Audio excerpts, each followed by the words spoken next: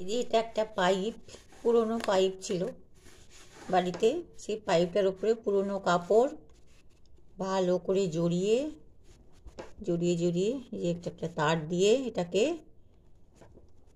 উজে পুরনো কাপড় দিয়ে জড়িয়ে জড়িয়ে জড়িয়ে জড়িয়ে এবার এটাকে ভালো করে বেঁধে আঠা লাগাতে হবে। একটা একটা ক্যাকটাস গাছ হবে।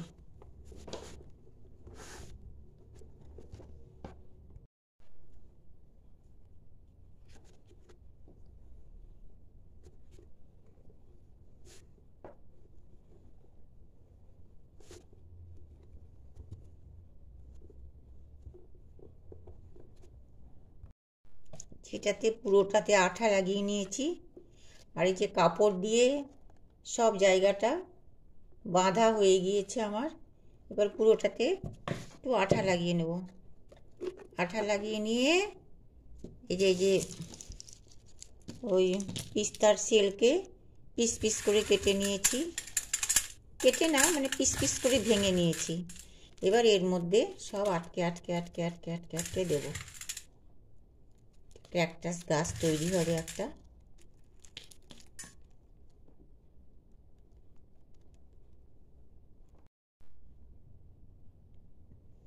এই যে পিস্তার সেলগুলোকে আমি মোটামুটি লাগিয়ে নিয়েছি, এগুলোতে আঠা বসিয়ে লাগিয়ে নিয়েছি। এবার একে একটুখানি শুকাতে দিতে হবে, এটা একটু শুকিয়ে যাক।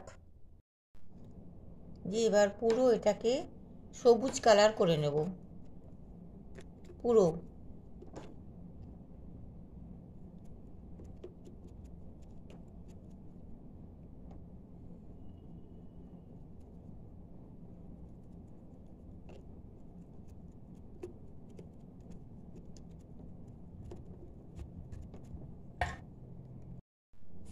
পুরোটা রং হয়ে গিয়েছে।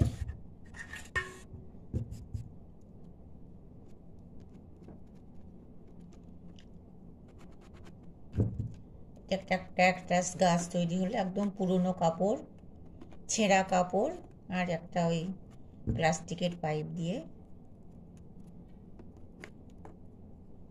এবার একে টবে বসাতে হবে।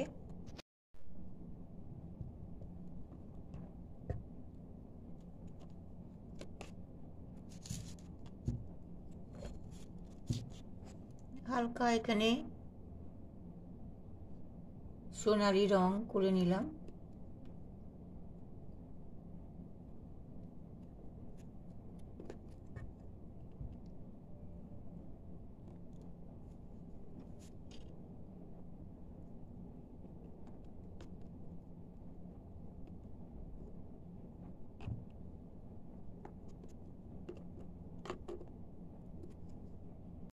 গাছ তৈরি হয়ে গিয়েছে।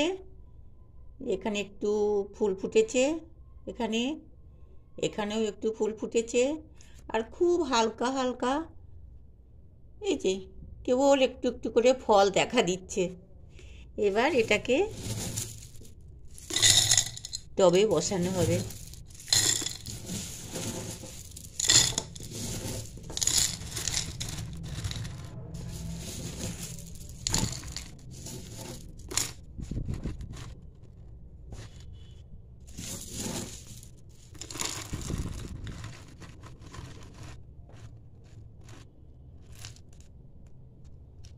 Thank you.